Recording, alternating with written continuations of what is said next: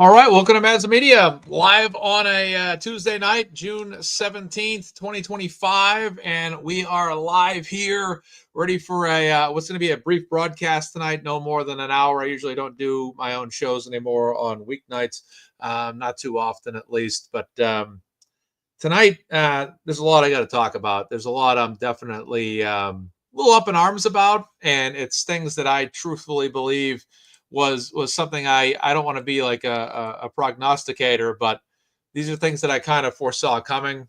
That and I'm sure all of us saw this coming as well.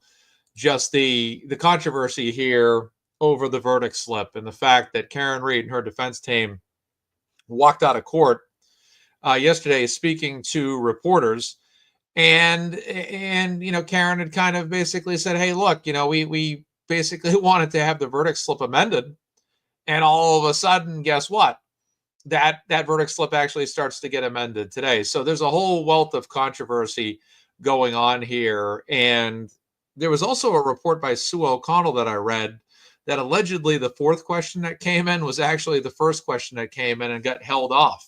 So that's something that was definitely notable to me, that I heard this today. But, my opinion, like a week ago, for example, I made a post about the fact that I thought there was a 55% chance that this thing was going to end in a hung jury mistrial with controversy and basically a rigged ending. And, I had a lot of mixed opinion on that, a lot of mixed feedback. There were a lot of people like, Mazza, don't be negative. Mazza, this is going to end well. And I do agree with those people as well. I do agree that there's a great chance this whole thing can end well and good. But for me, about a week ago, my big concern was that something could happen, obviously manifested by this court, that could, this is still clear here. Clean this a little bit. That could basically cause this thing to either have controversy or end in controversy once again. And that was my big concern a few weeks ago. And I said 55% chance of a mistrial. Then maybe like what was it, 45? I think I said 45%, 55% hung jury, 55% not guilty.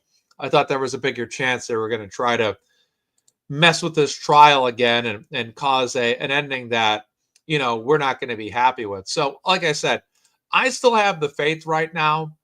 And this is by no means a panic show. This is not, I'll say this.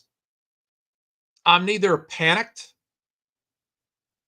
nor confident, if that makes sense to you. So I'm not going to sit here and be like, oh my God, this is going to be a third trial, or they're going to put, I'm not like that, but I'm also not like, everything's going to end out well and this is going to be great. I'm not really either or. So I'm at 80% confidence in a not guilty verdict across the board. That was my revised numbers. I'm staying at that level, but I'm staying at 20% hung jury / mistrial in a rigged situation. I'm going to hold that 20% line. I actually pondered bumping that 20% up to 35% about an hour ago, but I'm going to hold it 20% right now. I'm not going to go above 20% on that, but I do think it's possible. My biggest concern about last year was that the jury had clearly acquitted Karen Read of 2 counts, and then they declared a mistrial off of one of the counts, and then here we are again, for round 2. My concern and I think that's I'm sure that the anti-Karen Read people, the trolls, are probably to some degree silently mocking us for our reaction this evening. But I think that our reaction's warranted because it's become a learned behavior. It's become a learned reaction. What I mean by that, it's basically PTSD at this point, right? Because we're sitting here and we're like, all we want is this thing to end smoothly. It's like when your sports team's has a team that can win it all, and you're just praying that it's not going to end with like a big catch by the other team and the Patriots lose the Super Bowl. It's kind of like that mentality right now, where it's like you want this thing to kind of glide along. Now, I'm not concerned about the jury having questions. I'm not even really concerned about the questions the jury had. I'm concerned that if this jury cannot definitively declare Karen Read guilty on all counts, that this judge will do what she did last year.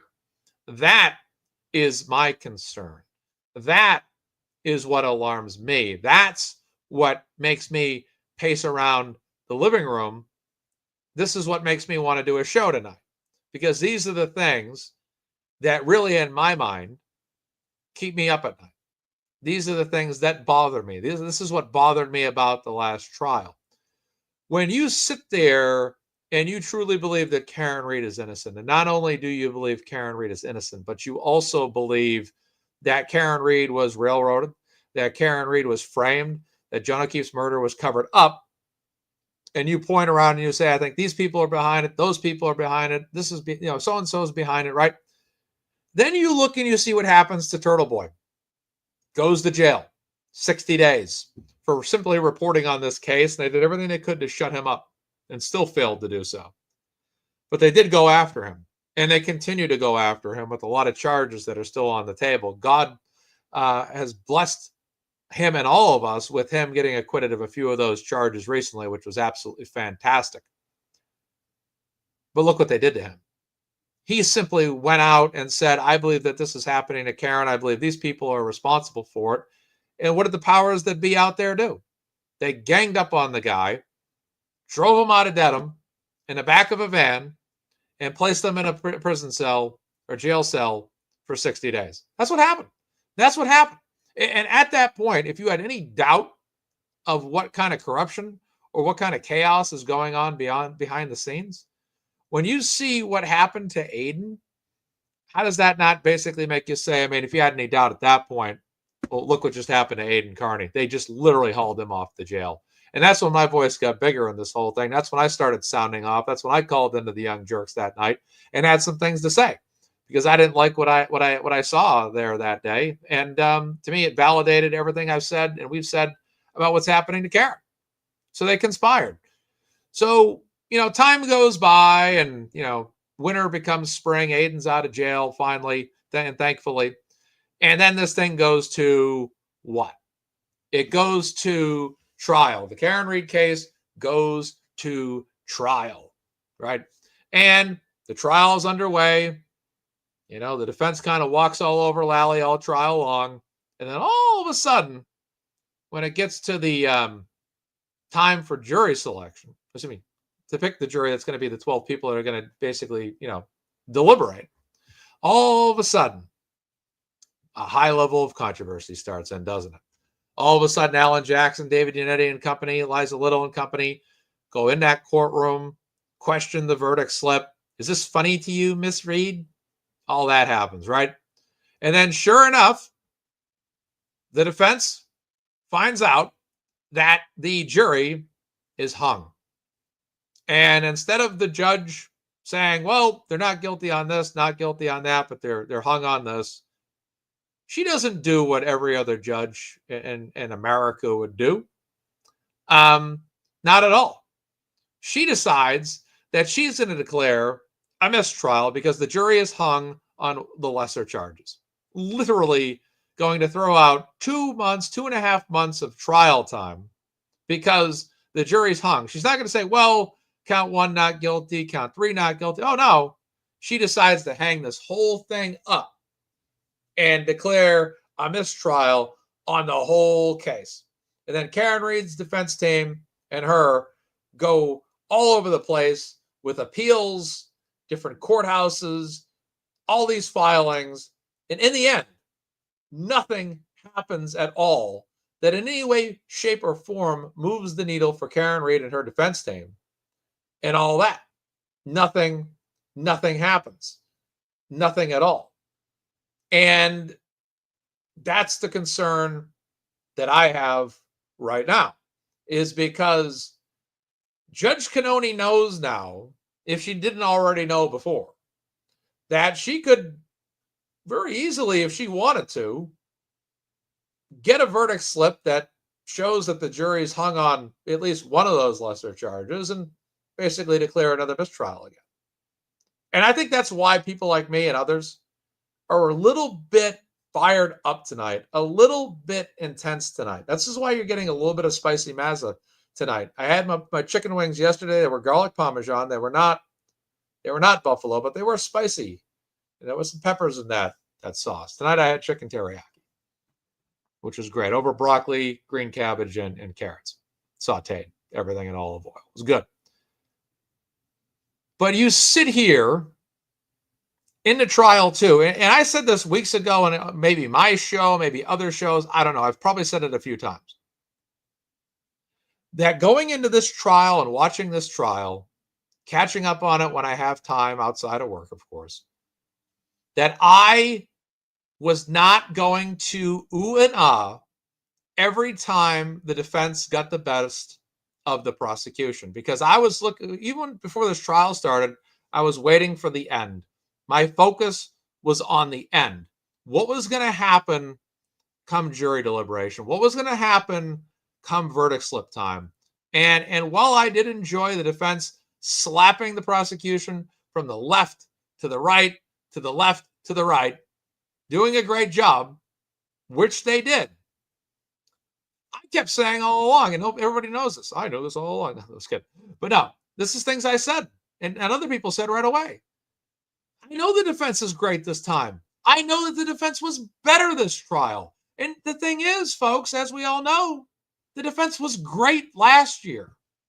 They were, you can say, maybe they could have done this or that. You can always say that, right? There's always going to be nitpicking. Even when teams win sports championships, they never play a perfect game. The Bruins are going to give up a goal to the Vancouver Canucks. The Patriots are going to give up touchdowns. The Celtics are going to lose a game to the Mavericks. The Red Sox, they're going to lose a game to whomever they play, right, in the World Series. But that's the thing. You can always nitpick the defense, say, well, they should have done that. Well, it doesn't really matter, because you need to just do enough to win at the end of the day. And I thought that they went above and beyond that in the last trial. And I thought they went above and beyond that in this trial. And I feel that they got basically robbed in court last year, where they went out, did their job, got her rightfully declared not guilty, according to the jury, on counts 1 and counts 3. And at the end, that judge said, I'm declaring a mistrial based on the hung jury, and the jurors can be dismissed out the back door, and they can go on the bus, and that's it. And to me, that bothered me. That caused me grave concerns. That was something that didn't make me very happy, because I said this in my mind and probably on shows for the past year and throughout this trial. So you mean to tell me that the defense could go out there and basically, in sports terminology, win a game 100-0, and then in the very end, they could get screwed over and the whole game could be thrown out. The whole trial could be thrown out. Because that's what the first trial showed me. That's what the first trial showed me, was that the defense could go in there and defeat Lally, do all this great stuff, and then, well, we're going to declare a mistrial because one count, what they were hung on. And she's just going to throw the whole thing out. And when that happens, if that's not raising an eyebrow, if bells and I've heard, I'm not trying to throw anybody under the bus, especially our good friends and people that we love on the Free Karen Read movement. But I've heard it from time to time where some try to explain that maybe the judge is an idiot. I mean, okay, fine. I'm not going to deny that. but it's hard to sit here and say, what is her track record? Does she often do this? Are these verdict slips often controversial? Does it always end this way in every case that she oversees? Because I'm sorry. I just felt right along after what I saw last time. If I'm going to live through a second trial in the Karen Read case, then how am I going to be able to sit there with reassurance that nothing controversial will happen come time when jury deliberation begins? Can I ask you guys something? Was there anything that got you guys a little bit revved up today? Was there anything that you found out today that maybe made you raise an eyebrow? That made you say, oh my God, they're doing it again? And like I said, we could be wrong. I mean, like Mark Meadows said tonight, this could all hit. The jury could walk in there, fill out the verdict slip, not guilty on everything. I think they could probably be back there right now. They're not really sure where they lean. Do the videos count? The interviews Karen did, do they count? But, someone says the mistrial rate is 5%. Bev's is currently 66%. Well, that tells a large story right there. That's absolutely crazy. And let's debate here. Well, not debate. Let's look at things from a different perspective for a second. Let's say that Judge Cannone is not corrupt. She's not rigging anything. She's not fixing anything. She's just a judge that's the way she is. Maybe we don't like her, but she's just the way she is. But at the end of the day, she does her job, right? Let's just give her the benefit of that for the purposes of argument, right? Meaning whatever happened in the last trial, whatever happened in this trial is completely normal, and it's not a fixed courtroom, it's not a rigged courtroom, none of that at all, right? Let's just say that's all out of play right now.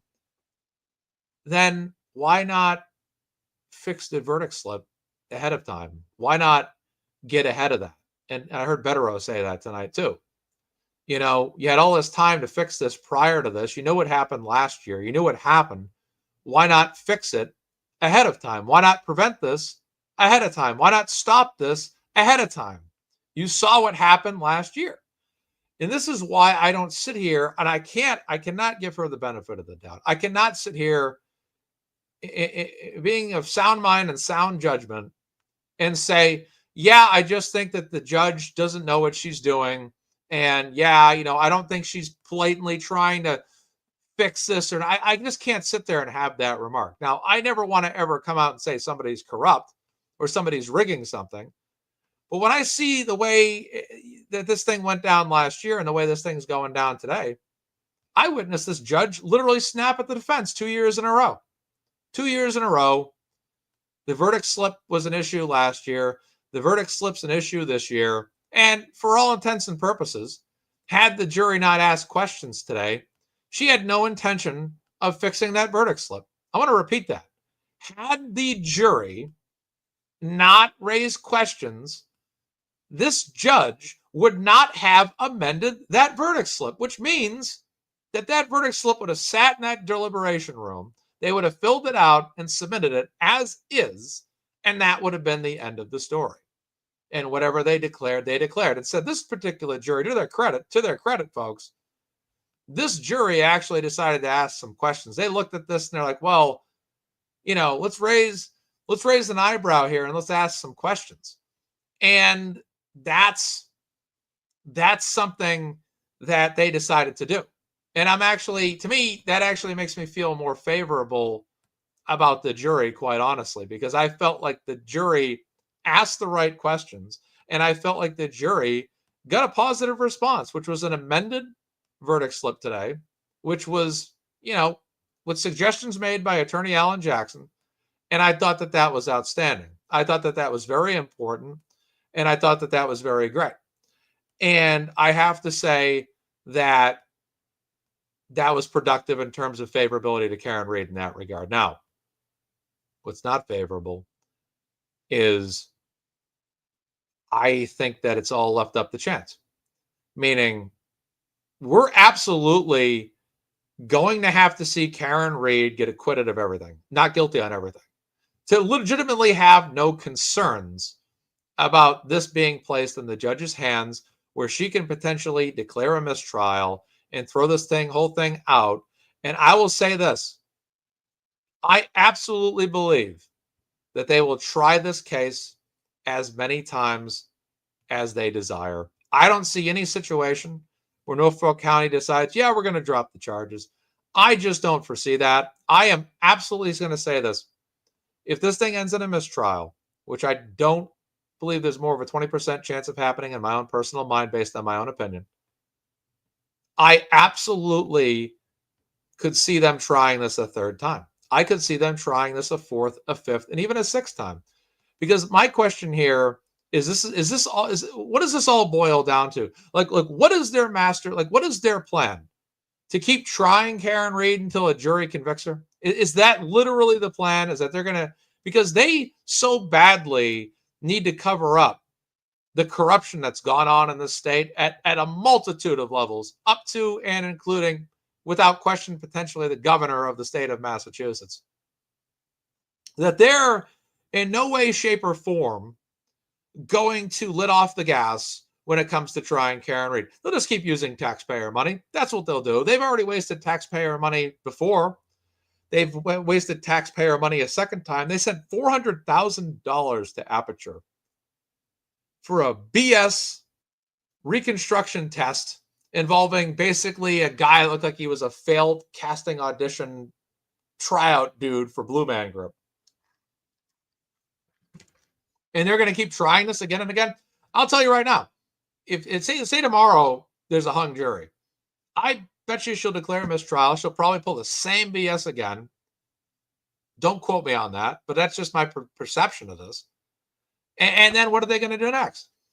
They're gonna try her again. We're gonna try her again because we thought maybe, hey, they're not gonna try her a second time. Oh, they not only did, they bumped Lally down from captain to lieutenant, and they brought in Hank Brennan.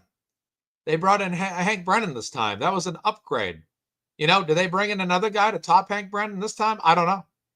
I don't know what they do. But I'll tell you this right now, if I'm a betting man, and occasionally I do bet on sports apps, I would bet that they're going to try this a third time. I would bet if this happened a third time, they do it a fourth or a fifth time. Because these people are desperate. And this is why I've just never underestimated. I just cannot legitimately look at this trial or the last one or potentially a third one like this is a legitimate trial. Do you mean to tell me if in a situation tomorrow or whenever that this trial ends and say, for example, let's just say the jury's hung on the OUIs, the judge says, you know what, let's just declare a mistrial across the board, and then we're going to throw this out, then we're going to do a third trial. How the hell can I believe in the validity of all of these hearings and all of the dates of trials? So you mean to tell me 2 trials are going to come and go potentially, and this is going to end in 2 mistrials? Are you telling me that this Judge Cannone, this judge, is telling us that this potentially could be 2 trials in a row that basically end off verdict slips, that basically could potentially have a jury in 2 cases declare Karen Read not guilty of manslaughter multiple times, and then they're going to bring this back for a third trial with every single charge on board for a third time? Talk about double jeopardy. Talk about triple jeopardy. This would now be triple jeopardy. And it's amazing to me that they took this and fought this at the appellate level in the Supreme Court of Massachusetts last year. And they denied Karen Read and her defense team's motion to have this thrown out. When Attorney Weinberg spoke and made great arguments before them, and they threw this whole thing out. Is this really how the judicial system works in the state of Massachusetts? Is this legitimately how this works? That when the state needs to protect, or the Commonwealth or the county, whatever you want to say, needs to protect its own witnesses, its own interests, I should say, it's going to go to this level to fuck over, pardon my French, fuck over Karen Read. That's basically what's happening. I don't really swear on my show that much, but this is basically, if this happens again, there's no other way to put it. There's no other way to put it, because that's exactly what this is starting to fucking look like. And I apologize for swearing. I don't typically swear, but this is really the point where I really start to get intense. This is really the point where I start to really get upset about stuff. And this really becomes the point when I really start to speak out at a high level. And that's exactly what's really got me on edge tonight and really has me fired up tonight, because I'm starting to see what I saw today in that courtroom, catching up on it, exactly what I see is happening. And it's like, is this really going to happen again? You guys are really going to pull this a second time on Karen Read? You're really going to do this again? Like, you're really going to let a verdict slip potentially drive this thing down the road again? And that's what I'm concerned about, because I just don't trust this judge. I'm sorry. I've said it multiple times on multiple shows. The judge is the biggest problem. And anytime you try to give her the benefit of the doubt, maybe I'm just being a conspiracy theorist. Maybe I just have cover-up theories. Maybe I'm reading too much into this. Maybe it's not as crazy. Maybe it's not as corrupt as I think it is. And all of a sudden, a whole second trial goes on. It comes down to this very point again. And then in the very end of this thing, when it gets to jury deliberations, the verdict slip is controversial again. The verdict slip is controversial again. And here's Karen Read's defense team back in that courtroom today, arguing with that judge, asking for 2 minutes. And then she tells them, you can have 1 minute because you were 10 minutes late. And I'm supposed to sit here for a second and believe that this judge is legitimate and this judge is fair and honest and impartial and is trying to uphold the law in a manner that is fair for both the prosecution and the defense. And I got to sit here and see these kind of videos and this judge act the way she was acting and sit here and say, oh yeah, this is normal. This is ridiculous. And now I hope and I pray that that jury will declare not guilty on every single count on that. I pray that happens. I even have faith in the outcome of that. But what bothers me, what keeps me up at night, and what makes me angry right now is that there is a potential that this jury could be hung on something. And there is a potential that if this jury is hung on something, then it goes in that judge's hands, and that judge could do what she did last year, which is throw all this stuff out again and declare it a mistrial. And here we go again. I have sat here for weeks containing it, keeping it cool, keeping myself concise, keeping myself patient, keeping myself trusting.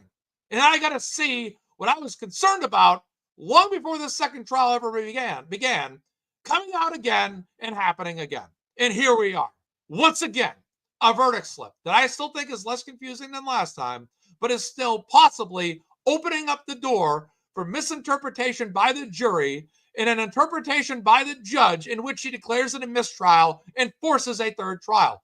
Because it is my opinion, it is my perception that they intend to try Karen Read as many times as they can until they can convict her. And if they cannot convict her of manslaughter, then they're going to keep trying it again. That is how I'm starting to see this right now. And this is the stuff that I've held in the back of my mind with my lips tight for a long time, trying not to say out loud on shows because I've been waiting to see how this is going to play out.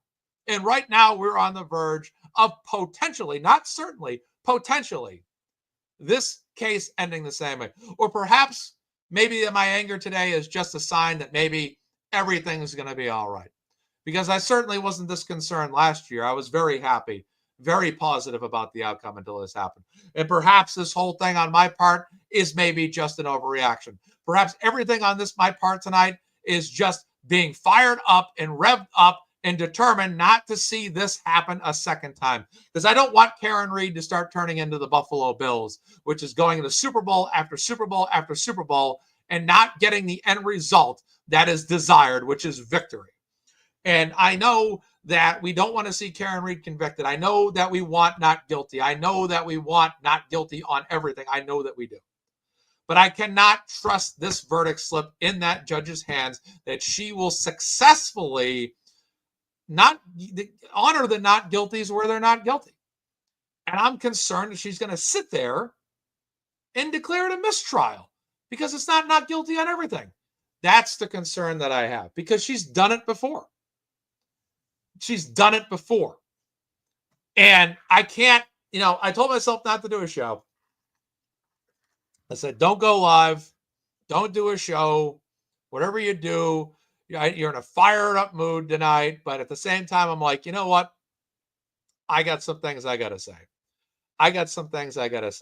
So I can show the verdict slip, but the problem is that the verdict slip is not the latest version of the verdict slip. Glare, if you want to come on, man, you got an invite. I'll even send you a link if you want to come on. It's your call. You don't have to if you don't want to, or if you're not able to, no worries. But I'll send you a link, man. I'll send you a link. I'm sending it right now to your inbox on X. But yeah, it's hard not to be fired up about all of this. This defense, Alan Jackson is using all of his mind, all of his thoughts, all of the legalese that he knows to try to get this judge to understand certain things, to say, hey, Judge, I don't think this is reasonable. Judge, you can answer this question. We can answer this question. We can just frame it a certain way. We can frame it a certain way. And they get in this battle with her. And this is it. This is it. Here we go again. Here we go again. Potential controversy. And, it gets to the point. It's like when the Patriots were in the Super Bowl against the Seahawks. And they had lost to the Giants once. Then they lost to the Giants twice. Both times it was like, oh my goodness, I can't believe the Patriots lost the Super Bowl that way. Then they're playing the Seahawks. They get the lead. And all of a sudden the Seahawks offense is right down that field. And you're like, this cannot happen again. This cannot happen a third time. And finally, Malcolm Butler intercepts the ball. And it's this giant outburst from Patriots fans of just like absolute euphoria. So maybe that's what's happening now. Maybe it's just that PTSD from last year, that post-traumatic stress that we've all kind of accrued from seeing what happened last year. And perhaps, maybe none of that happens this time. Perhaps maybe we're just overreacting. We could, or maybe we're not, but like I said, I just cannot sit here and not be like, well, I can't trust this outcome. I cannot, until I see Karen Read's innocent, declared not guilty on everything, and that she gets to walk, at the very least, if they're hung on something, can this judge at least drop the not guilty charges? And if they're hung on anything, can we at least just have a separate trial, a third trial, but whatever they were hung up on? Can we just do it that way? Because that's the way it should have been this time. This trial should have only been about what that jury was hung on last time and nothing more. And nothing more at all. There should have been nothing more that this was, nothing more should have happened in this trial beyond what was needed to be discussed. Meaning counts 1 and counts 3 have no involvement in this trial whatsoever. That's how I see this. That's how we all saw this. And that's how it should have been. They shouldn't have had to do all this whole trial again, this whole shebang, all these witnesses, 2 months of this stuff now. What? The trial began on April 1st. It's June 17th. 2.5 months. 2.5 months have gone by. Selecting a jury, having endless voir dires, direct examinations, cross-examinations, all these witnesses, all this stuff goes on for 2 trials. For 2 trials. And you mean to tell us we're going to have to, because here's the thing. We all love giving money to Karen Read. We do. We have raised a lot of money for Karen Read, over $1 million. But we're going to have to continue. And I have no problem doing it. I will continue to support Karen as long as it takes. I don't care if I'm 87 years old and this thing's still going on. All right. I'm going to still fight for Karen Read. They're going to say, this is MazzaMedia. He's 87 years old and he's got a walking cane and he's got a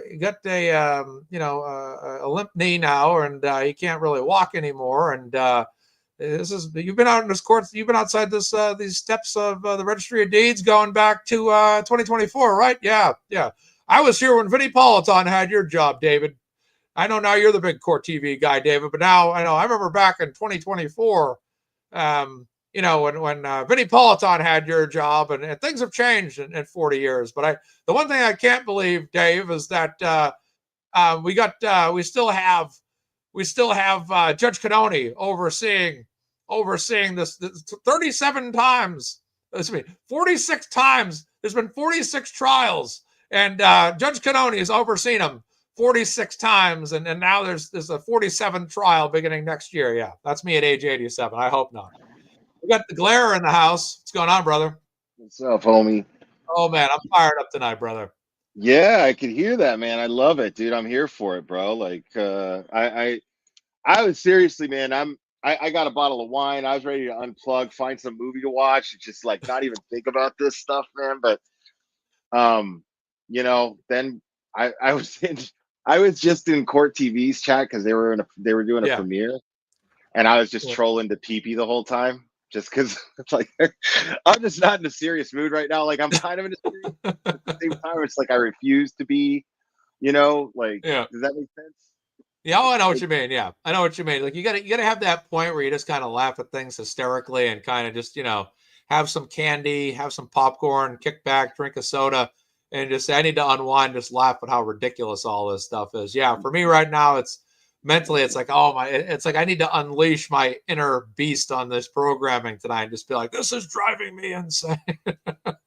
I mean, you're right, dude.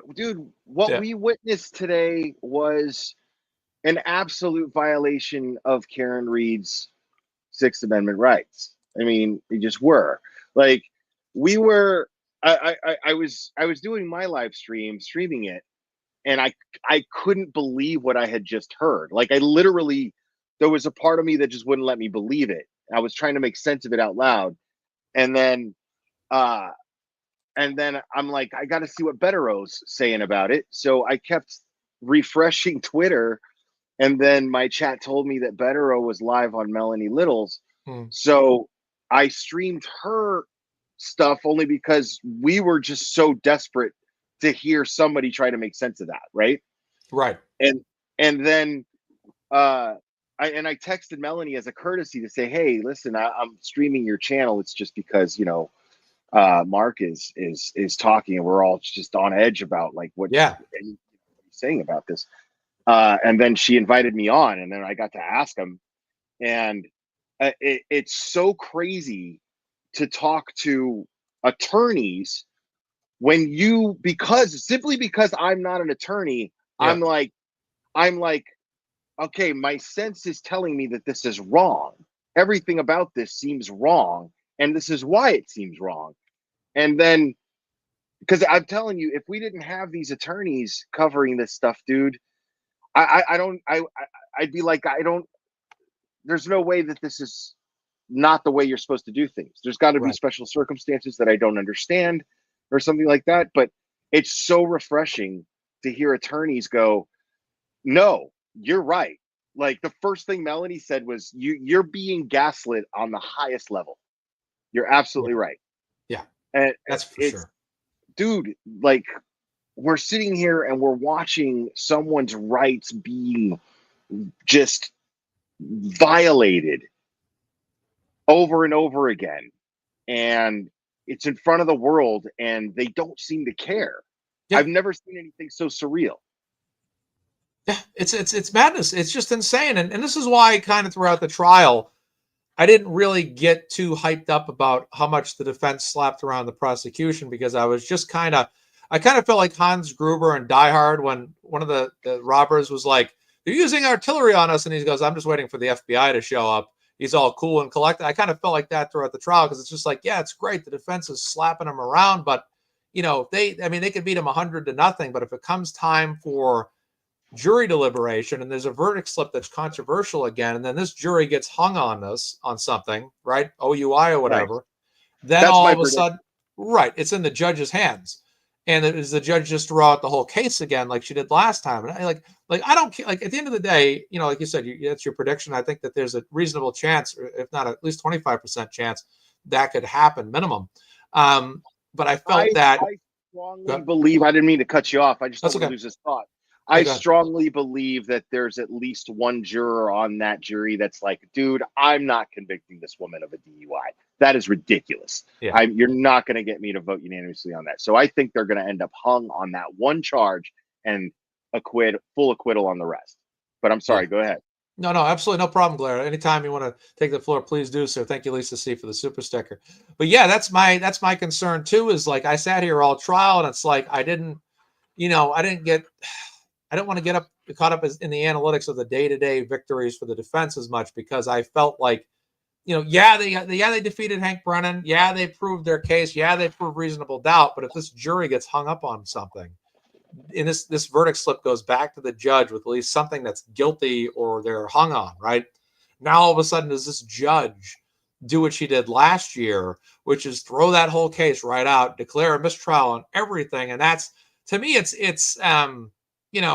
just psychologically, it's a way Rambo must have felt, when he had the Vietnam flashbacks, and he just felt like he was in a similar circumstance, and he just kind of mentally lost it. And that's how I feel a little bit right now, is I feel like I can't see this happen twice, because it's going to be, like Aiden said, he's going to need some time away if anything bad happens. I'm sure he said if she got convicted of murder, I think he meant, but it's just like, you don't want to see this happen again, because we've all seen this happen.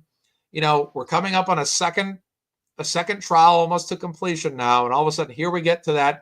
It's basically when Super Mario is at the end of World 8, Level 3, and he's right at the end. He's taking on King Koopa, and all of a sudden, he falls into the fire at the very end, and you got to reset the game.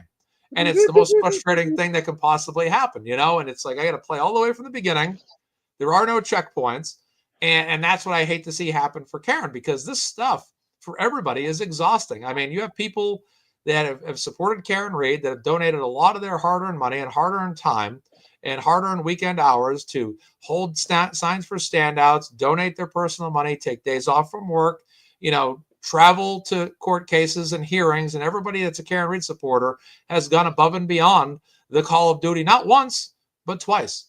I gotta tell you, Mazza, I gotta tell you that if this were to go to a third trial, that's when the most stubborn part of me kicks in. That's when the man of principle comes out that goes, okay, now I'm going full on free Karen Read. Like my channel, I might as well change the name of my channel. I'm not, no, dude, like this is crazy.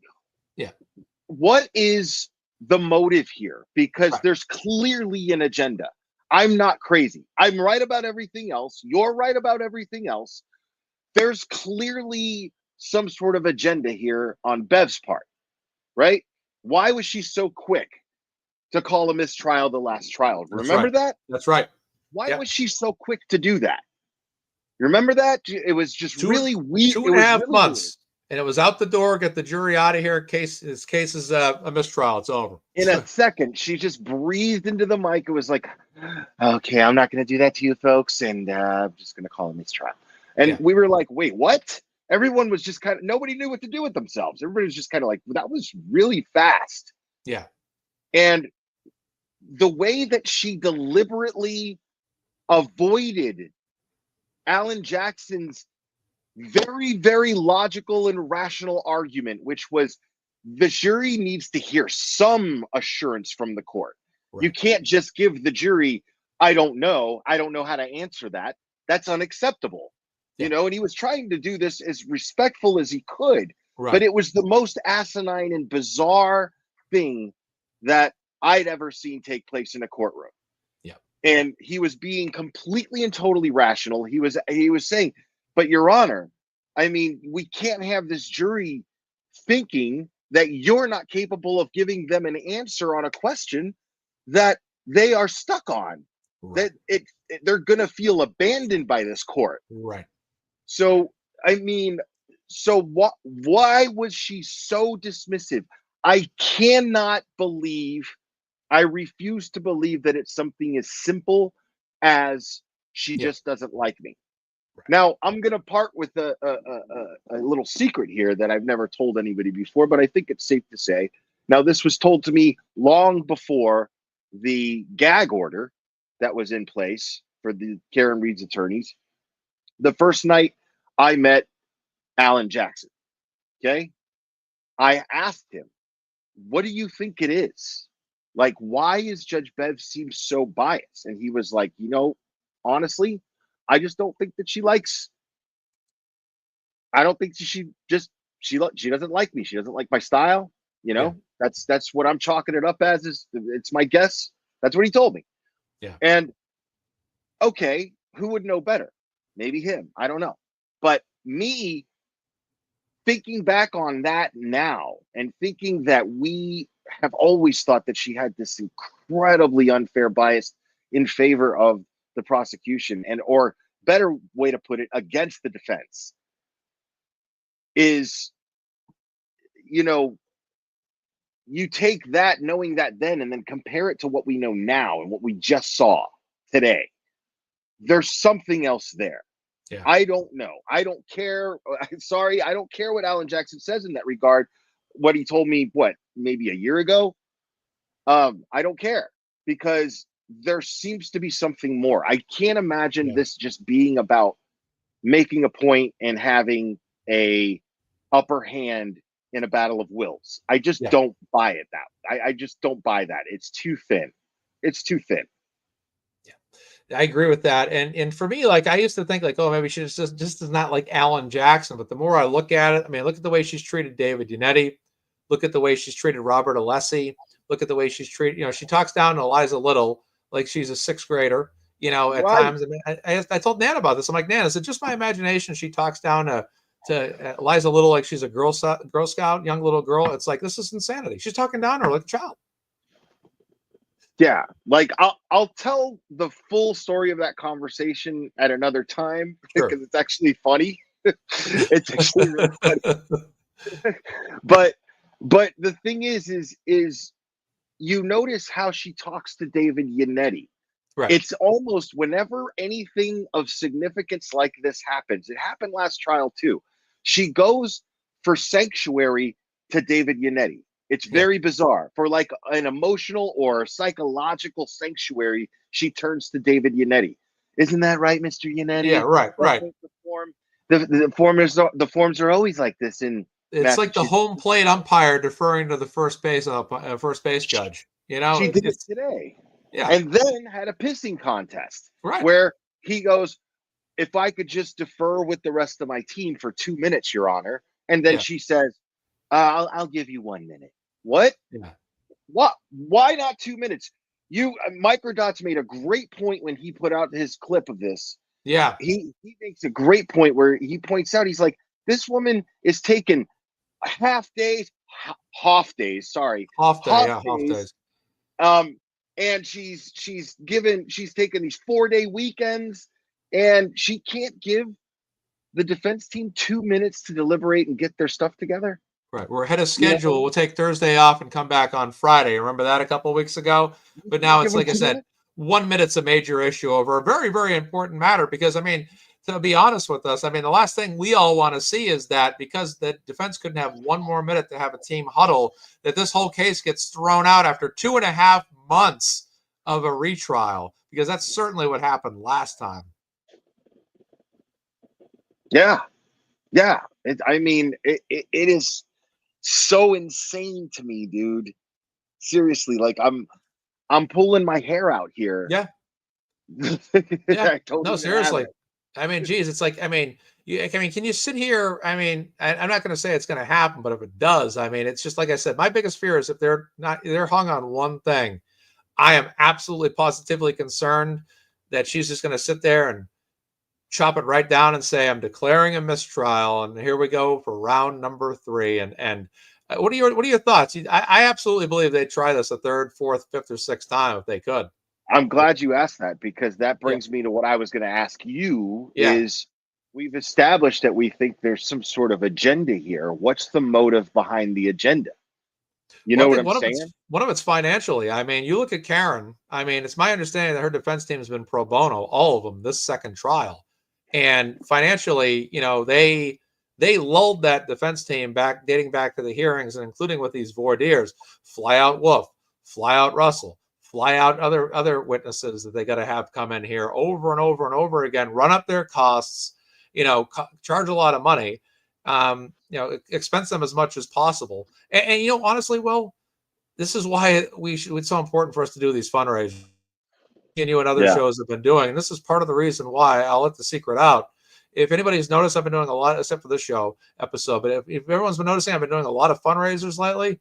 And Brian's been doing it, and Blair, you've been doing it, and other people. It's because I'm already saying to myself, what happens if this trial ends the same way the first one did? And I dropped the ball and not, host fundraisers to try to encourage donation to Karen Reed's defense fund. I feel like I wouldn't be doing my part. And that's what kind of on my weekends I've been doing lately, because I've been sitting here like, what if this all ends and now all of a sudden it's the third trial? And, a lot of that money, all that money that's been donated, it's been used up. It's all going to food and expenses and travel and hotels and, keeping Alan Jackson and Eliza Little.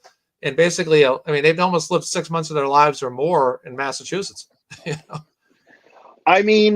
Listen, dude, I could tell you this, and I know you know this too because you've met them and spent time with them. Yeah. They genuinely, truly appreciate it.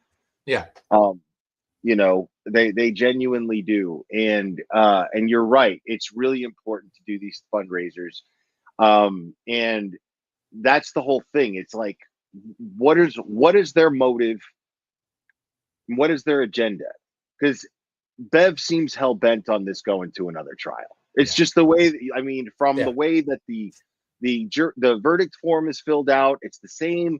It's a lot of the same old, same old. You know what I mean? And I'll say this, Will, to your point.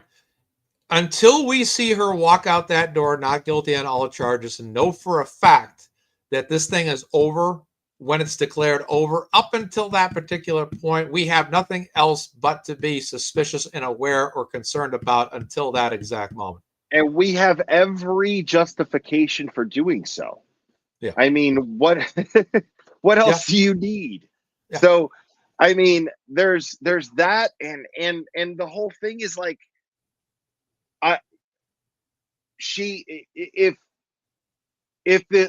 here's the thing. What makes it track for me? Someone mentioned in Melanie Little's chat earlier today. They said when we were talking about this, we were trying to make sense of it. Someone in the chat said, if Karen is acquitted, then the FBI come. That's when they start their investigation again, which makes perfect sense. So that would be the most likely, based on all of the information that we have accumulated and absorbed this entire time, that would be the most likely reason to suspect. That's the most logical speculation. Is they're afraid of there was an FBI investigation. I mean, they hired ARCA in the first place. You know what I'm saying? They concluded themselves through their own findings that Karen Reed did not strike John O'Keefe with her vehicle. So there's obviously some effery going on here, right?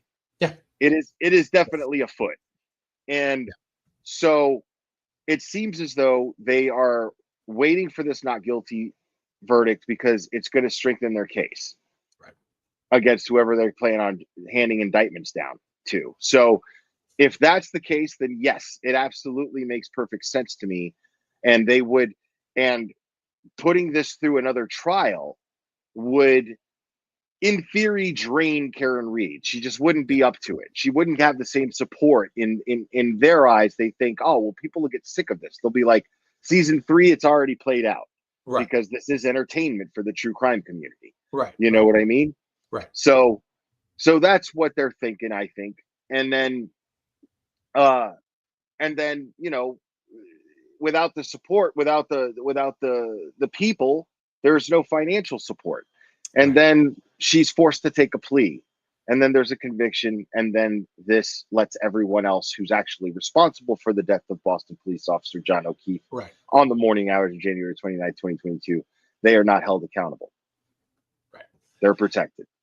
And that's my attitude too, is I think part of it's financial too. Just kind of keep running your money dry as much as you can. Try to, realistically, they're not only up against her, they're trying to drain the wallets of the Free Karen Reed movement too, which is try to shut us down. And this is why I'm so happy every time the Free Karen Reed community continues to expand itself, which it has. It's just over 60-something thousand people that are on a Facebook group alone. But it's important because I feel like they're trying to drain her wallet.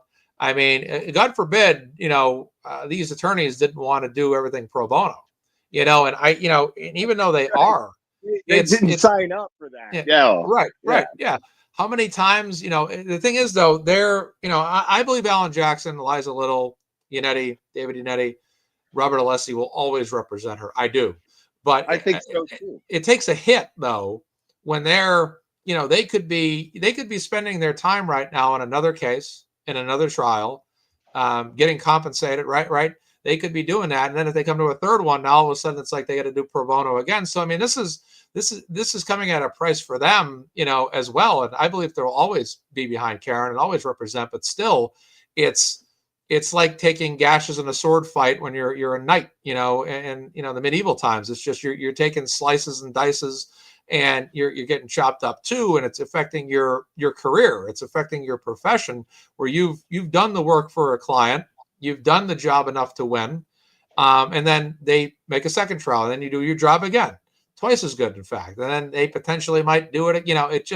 It weighs on these men and women that are representing Karen as much as it does on Karen. How many times does Karen need to walk into court, wondering if they're going to convict her? And then if they don't convict her, well, are they going to declare another mistrial? We're going to have to go through all this stuff again. It's tough enough to have to live through this thing one time if you're Karen, her family, her closest friends, or even really good friends, her attorneys, and even her supporters. But a second time, I mean, it's been a lot. It's been a long past year between trials. Here we are again. And right now, we don't know. I mean, we can all basically guarantee they're not going to convict her of manslaughter. But it's that OUI charge, and it's potentially, a chance that they get hung on that. And if they get hung on that, it's in the judge's hands. And what does she do? I know she sent them back a few times last year, but if she'll send them back. Yeah, Mark Federer was making a good point about that. He was like, we haven't even gotten to the phase where she's sending people back, where they're saying, so, right. And I agree 100%. Not that it matters, but right. He's the fact is that there's this is a good thing for Karen Reed. Yeah, this is a good thing for Karen Reed that the jury takes a while, because the fact is, and I stated this before in Melody Little's channel, it doesn't take Trooper Paul math. Okay, it's not Trooper Paul math. Yeah, it's simple. The defense presented more evidence and had more and gave the jury more to think about than the prosecution did. So there's more to review. So the longer it takes, it means that they're reviewing the stuff that we want them to review. Yeah. And they're taking it into consideration. So the longer it takes, for the time being, the better. Right. Then it could take too long, and then we're just like, oh my God. But I don't think that's gonna happen. Right, exactly. And I guess they have not come back reporting that they're hung officially. They said that they were looking at the idea of it. I think they were trying to basically get a better education level today from the judge in their response from her. But they haven't indicated that they are officially hung. I think the one thing that goes in Karen's favor was that they were weighing whether or not those videos were. That tells me at least one juror bought into those videos and was probably like, I'm speculating here, of course. Look at the language, though. Look at the language in that question. They're like, are we supposed? It had the vibe of, are we supposed to like even consider this as evidence, or like? That's a good point. What were those videos? You know what I'm saying? Like, it gives the vibe of, I don't even know what the hell we're supposed to do with those. Right? Are they evidence? You know what I mean? That's a great point. So, I'm telling you, I really truly feel now. Some of you might be saying, Glare, you're not a lawyer. The Glare Institute of Law and stuff is not a real thing. But I'm telling you right now, it doesn't take a lawyer. A jury is made up of my peers, your peers. So if I'm on that jury and we're trying to decide whether we're going to stick her with an OUI charge, even though we've already all agreed that she did not strike John O'Keefe with her vehicle, if that's the case in the jury in the jury deliberation room, if that's the case, there's no way you're getting me to vote guilty on an OUI charge. I'm going to let that go out of principle. Yeah. No way. You know what I'm saying? So that's why I'm saying hung on the OUI charge. Right, which then puts that in the judge's hands, and then I don't trust her to do what she should do, because she proved last year that she interpreted that verdict slip as meaning hung on everything, declare a mistrial. If it all for one and one for all when it comes to guilty or not guilty, and I thought that was absolutely atrocious. And it makes and then, like I said, what concerns me, and I don't know if you were listening to the part of the show earlier when I talked about the appellate court with Attorney Weinberg. No, but what bothered me was that they fought this all the way up to the top of the state and still got shut down, which tells me that if this Judge Cannone could rightfully she could rightfully see that, oh, well, one of those OUI charges they're hung on. Well, let me just declare a mistrial on this then. And then what's the defense's next option? Take it back to the Supreme Court / appellate court and then get kicked down again? I mean, that's what's bothering me so much, is that there's nothing they can do to effectively go above her I mean, they could preach. I mean, they probably should do it again if it happens, because there's a triple jeopardy argument, so they might even have a stronger argument. But it concerns me that these Supreme Court justices have a potential, I'm not going to say bias, but they have a burden that usually sides against lawyers, and they usually take the back of judges most of the time. That's kind of the impression I'm getting. What are your thoughts on that? Well, I mean, look at the moving parts that have taken place from the Commonwealth in this case. I'm talking both trials, right? So the first trial, Lally seemed to have done his best to present a case, but it was absolutely manipulated and quarterbacked by Michael Proctor's shoddy frame job. Yeah. Right. So it was impossible to prove. And I absolutely suspect that the jury was tampered with. You're not going to convince me that, you know what I'm saying? Right. There's no reason Fanning should have been anywhere near that jury. And I'm convinced that jury was tampered with. I don't care what anyone says. No question about it. I don't care what anyone about it. I will say, to your point, though, I feel much better about this jury overall. I think the process was a lot more legitimate. Yeah, this time. I do as well. Good. Yeah. Now, then you get Brennan. Brennan is a hired mob goon. Okay, Brennan is Whitey Bulger's defense attorney, a defense attorney hired to prosecute clearly an unwinnable case. The second time around, there's even more exculpatory evidence than there was the first time around. Yeah. Correct? Right. So now what we've got here, this is where the moving parts really come in. You've got Brennan, whose entire method in prosecuting this case was not to present a case for the jury that proves Karen Read's guilt or even tries to convince them of Karen Read's guilt. It was ridiculous. It was a clown show. What he did, truly, like, you pay attention to all of the motions that were filed in pretrial, all of these things, he has just he's methodically tried to cut out the legs from underneath Karen Read's defense. Yeah. That's been his whole method here. Yeah. So you take that, right? You take this and apply that observation to what is happening right now, and why would they move for a third trial? Yeah. No other reason than to try to wear Karen Read down. Right. They are trying to get get her worn down to a nub. And as long as she has the support, that's not going to happen. But a person can only take so much. Right. Oh, you know what I mean? Oh, absolutely. It's psychologically. Intervention. Yeah. And you feel for her parents too. We've met them, both, you don't even have to meet them. I mean, if you haven't met her parents, you can just, I'll say this. Her parents are the wonderful people that you perceive them to be if you've never met them in person before. That's all I can tell anybody. It's never met them. Yeah.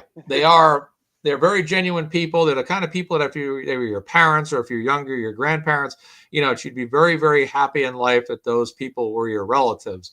They are very family-based people. Nathan Read, is a great guy. He's like a brother, a cousin, a close friend. That's the kind of vibe you get. Karen, same thing, just a very wonderful woman. You feel like you can relate to her. These are wonderful people. Quick reminder that I am the officially unofficial adopted son of Janet Read. Just not bragging. Totally bragging, actually. That's great. Yeah, they're wonderful people, and you feel for them to have to go through this all the time as well. It's tough to see Karen go through it, but also her parents. I'm sure there's other things that they prefer to be spending their Aprils, Mays, and Junes doing than constantly traveling to Dedham to sit in a crazy old school bench in Dedham all day and basically watch a judge really, and again, the prosecutor, whether it's one guy or another, really run their daughter through the mud and try to put their daughter through the, behind bars the rest of her life. It's a sickening thing. I mean, a lot of people will see criticism about themselves on X or Facebook or any other social media platform, and it's tough to hear. Now, imagine being in a courtroom every day where not only is someone basically insulting you, but they're saying you committed a crime that you did not commit, and also they want to put you behind bars for the rest of your life. I mean, that's a lot to deal with, and especially, like my dad in my life, he said to me a lot, he goes, as a parent, it really offended me when the opposing crowd booed you, and heckled you because I was also destroying the other team, mind you. Was that before he said get out? I'm just kidding. No, it's good. No. But yeah, my dad said, as a parent, it would. I saw the opportunity. I am a big Superman fan. I had to quote it. Oh, that's good. No, that's good. But yeah, it bothered my dad when an opposing team would boo me or heckle me when I was, playing in an opponent's gym. Now that's just basketball. That's just sports. That's just high school sports. It's trash talk. My dad. This is not, what Karen Reed's parents are going through, which is literally for 3 years now. I was talking about that earlier. Yeah. And you don't see anybody really making any like memes or anything about Peggy O'Keefe, but you sure see a lot of them about Bill and Janet, right? Right. Exactly. You know what I mean?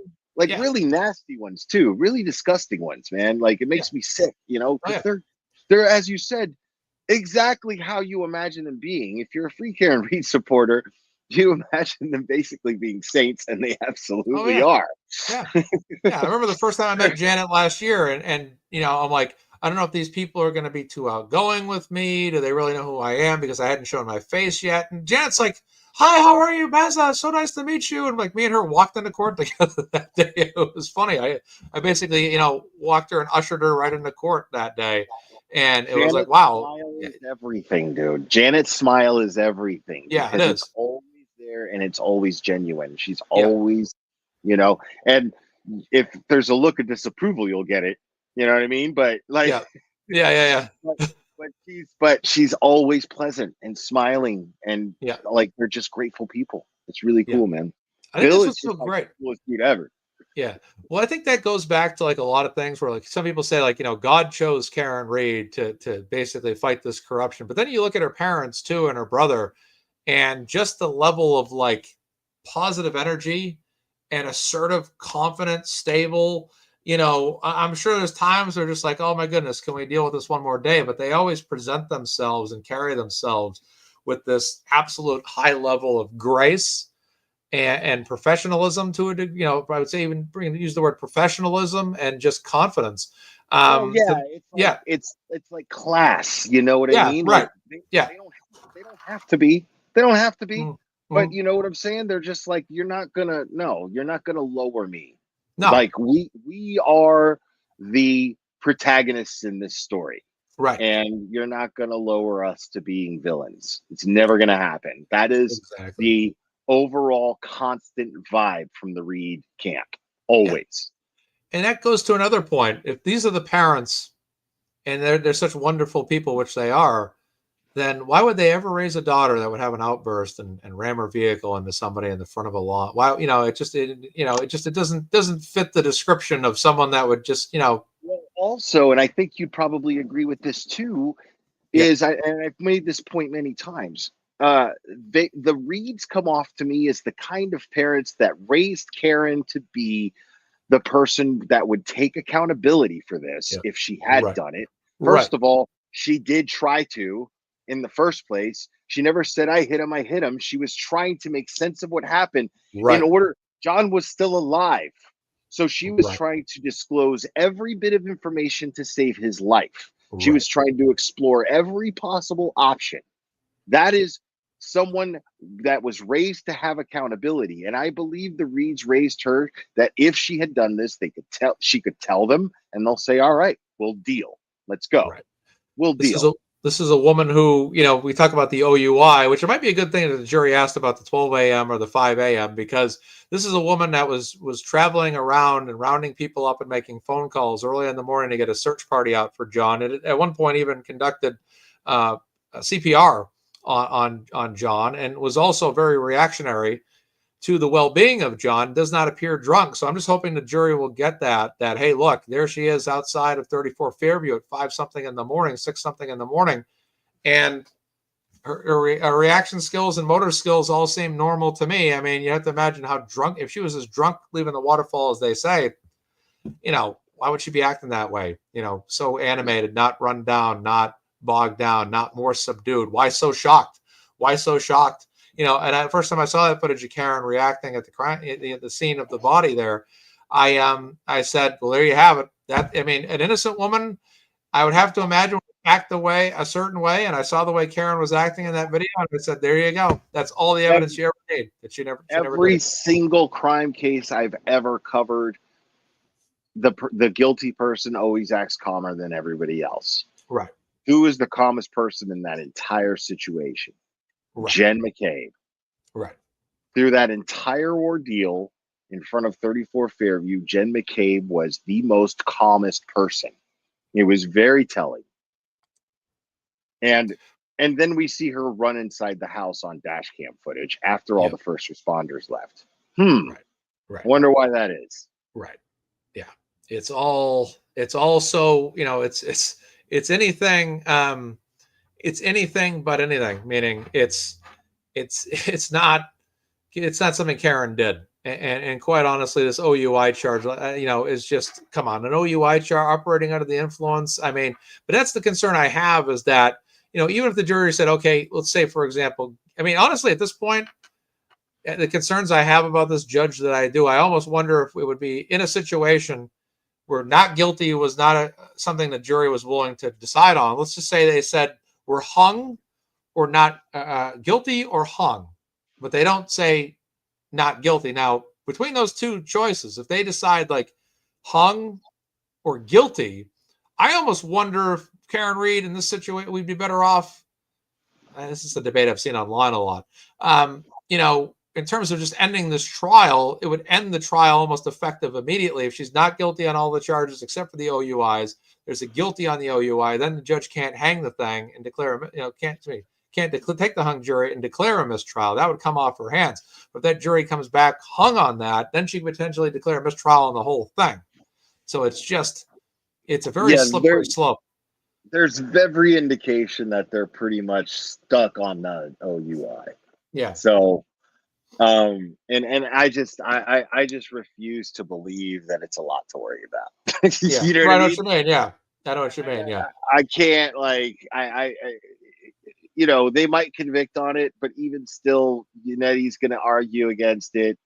I mean, dude, but and then it's going to put Beverly Cannone in a position to where the last act that she does in this entire ordeal is give Karen some sort of punishment for a drunk driving charge that they couldn't even prove. Right. That's so right. Come on. Right. That's my argument too, right? Is that they never did a breathalyzer, or they never had an exact reading. And if they don't know exactly how drunk she was and they can only estimate it, then an estimate's not an absolute. It's not, just like her allegedly hitting John O'Keefe. There's no video footage of it, so those are two things right there to me that create a reasonable doubt outside of the evidence that's itself. It's just, there's no breathalyzer. Pick an aspect of this case out of a hat. Yeah. And I'll find you reasonable doubt. Correct. 100,000% agree on that. I heard you say that the other day on one of your shows. Yeah. And I agree with that as well. Because that's exactly the whole point here, is that you could pick any one you want. It doesn't matter. You could prove reasonable doubt and a reason why she's not guilty. And that's what I kind of hate about the OUI thing coming up, which is why I was there's an incredibly simple reason for that. Yeah. Why you could pick any situation out of a hat and find reasonable doubt in it. There's a simple physical reason for that. And that is because the crime didn't happen. Correct. It's simple. Correct. The crime didn't happen.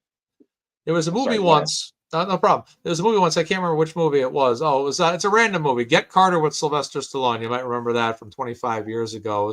People didn't like it. I actually liked the movie, but he was trying to solve the murder of his brother throughout the entirety of the movie, and he kept coming back. That's a remake. Michael Caine was in the original. Yeah, it's a remake. Yeah, Michael Caine was in the original, and then Stallone. I liked it too. I'm just a big Stallone fan. Same here. I may have just been looking for reasons to like it. Right. I don't think it was a good movie, right. but I did like it. Right, exactly. Yeah, Michael Caine was in it too. But one of the things I always noticed, one of the things that movie taught me when I was, 25 years ago, was I noticed how Stallone kept coming back to the same, which was Mickey Rourke's character, again and again. He talked to Mickey Rourke. You know what happened to my brother? I don't know. He'd go out, venture out, talk to other people, investigate other people. Then something would lead him back to Mickey Rourke again. He'd go to Mickey Rourke. No, it wasn't me. And then, I don't know. Then he goes out, ventures out, and the evidence brings him back to Mickey Rourke over and Right. over and over again. It's the opposite of Karen Reed, which is the evidence proves that it's not her over and over and over again. And what was Stallone's process? It was process of elimination. It was taking down every lead until every single one ended up leading him back to Mickey Rourke. Right. So, which I'll go on a rant about this movie stuff, man. Like I find it fascinating that Sylvester Stallone loves to work with Mickey Rourke because they're very different people. I used to work on South Beach in Miami, and Mickey Rourke lived there, and it was at least once a month he would get a DUI. Oh, it was Stallone is the pinnacle of self-discipline, right? And Mickey Rourke is just and somehow he still looks good, whatever. But it's funny. I follow Mickey Rourke on Instagram, and I'm just he's drunk posting stuff. Oh yeah, yes. Him and Stallone were in the first Expendables movie together as well. Mickey Rourke had a big part in that. Yeah, he did a smaller role. I thought he was going to be in the movie a lot more, but yeah, it was. I loved his role though, man. Just the tattoo artist guy who was I don't even need to be doing tattoos, bro. Right. Riding the chopper with the hat. Yeah. His motorcycle's in the tattoo shop. Yeah. And he's tattooing standing up, not wearing gloves too either. Love that. Oh my goodness. Yeah. That's a riot.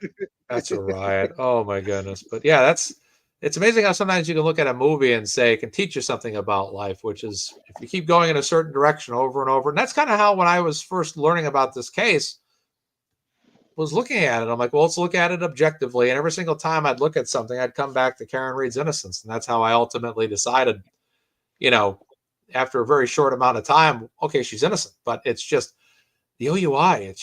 I just hope the jury's not hung on this and just can say, hey, not guilty. There's not enough information here to really, because again, reasonable doubt, proof beyond a reasonable doubt that she was drunk or intoxicated to the level that they say she was. If they can't, in their minds, confirm that and say, hey, she's 100% guilty, then she's not. And like I said, a hung jury is a jury that cannot come to the determination beyond a reasonable doubt that she did it or she was drunk. And if they can't do that and they're hung, then they're inherently, it's like Alan Jackson said, if you can't confirm that she did this, then that's it. So hopefully this jury comes out the way we want. I hope and pray for that. Like I said, I'm not worried about the manslaughter charges at all. I think it's what we all think it is. And there's been a lot of talk online and on shows about this. It's just a matter of that OUI charge. That OUI charge is going to determine everything. It's going to determine, if they're hung on that. It's going to determine if it's not guilty on everything or not guilty on almost everything but that. So there's a lot of play there. That is a lot at stake there, I should say, that one charge could bring to the table. I have a positive thing to observe out of today. Alan Jackson. Oh man, now I'm having a brain fart. Alan Jackson's closing, right? We can all agree it's probably one of the best of all time, right? Definitely 100%. The best I've ever heard. Definitely easily the best I've ever heard. And Alan Jackson, what we have to realize is what's the point of it being as good as it was? It's all that matters is how effective it was with the jury, right? Right. And I feel like today's questions were definitely in part a reflection of how effective Alan Jackson's closing argument was. What do you think about that? I agree with that. I do too, because I think that they're looking at I think this goes back to him defining reasonable doubt, right? And defining what guilty and not guilty is, not based on the basic definition of those words, but in the understanding of how you come to such a determination of declaring guilty or not guilty. I felt he very well defined that. I felt he put it in great terms, and he kind of told the jury what their burden was when deliberating on this matter. You can't say she's guilty if you don't absolutely believe she is. And if you have a doubt, then it's not guilty. And I thought he did a great job at defining that. But I also think that goes back to that's not just a reflection of him being a great attorney, but it's also a reflection of him having that sampling last year of last year's trial and the research that they did. And I think that's one of the great things about this defense team is they did a lot of homework, a lot of interviews. Victoria, George, Ronnie the juror, love him or hate him, right? We love Victoria, Ronnie. I know how you feel about him, but they did more research. They kind of looked at what stuck, what didn't stick. They tailored their trial to the jury right up to the closing argument. And to me, I felt, to further answer your question, that the closing argument was possibly the most important part because you had to define what goes into a guilty or a not guilty. And he did that. And he also talked about reasonable doubt every so often, like I wanted him to. And he did a great. It was a masterful job. And I like I said, I thought the defense did a fantastic, masterful job in the first trial. Yeah, not only did he spell it out for the jury, but he drove it home. Right. You know. Right. It's not easy going first either when you have the prosecutor go second, and when that jury goes off to deliberation, lunch then deliberation, they don't have it as fresh in their head as they would what the prosecutor said. So I thought he drove it in nicely. But then again, maybe. When you go first, you make the first impression, so sometimes there's that argument, but he was great. He had a great closing argument last year, but I thought it was better this year because there were little moves too. There are little moves where he says, when Mr. Brennan says this, I can't remember exactly what it was, but I remember catching it. And he was like, Mr. Brennan's going to tell you this, and just remember, remember.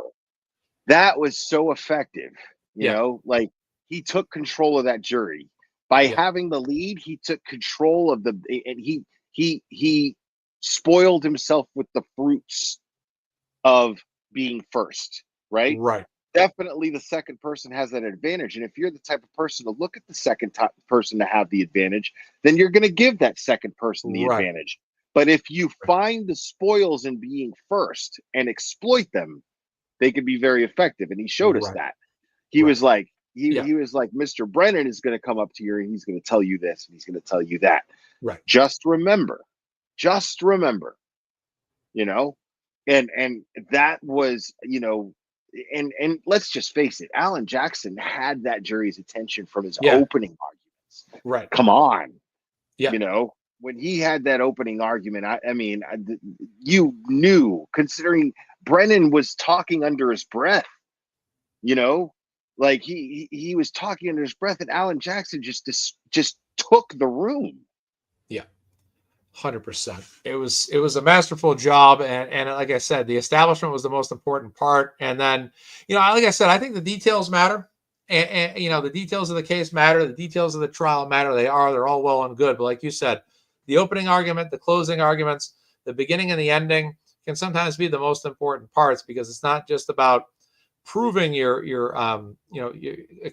defendant's innocence, but it's also about establishing why the jury should not see this defendant as a guilty woman, but as an innocent woman. And I thought he did a job. And like you said, the questions, the way they're asking the questions to me, like you said, does make me feel a degree of confidence that they're thinking and that they're being objective and that they're taking the time to mull through the evidence. I think sometimes for us as Karen Reed supporters, as we follow this case so long and so thoroughly, that sometimes we forget how much information it is for the jury to thumb over. And they have not had an opportunity to discuss the case amongst themselves at all up until Friday afternoon. So I don't think that 2 days of deliberating is a big deal. I think that what was a big deal for me is the potential for this to be hung and the potential for this to be in the judge's hands to declare a mistrial.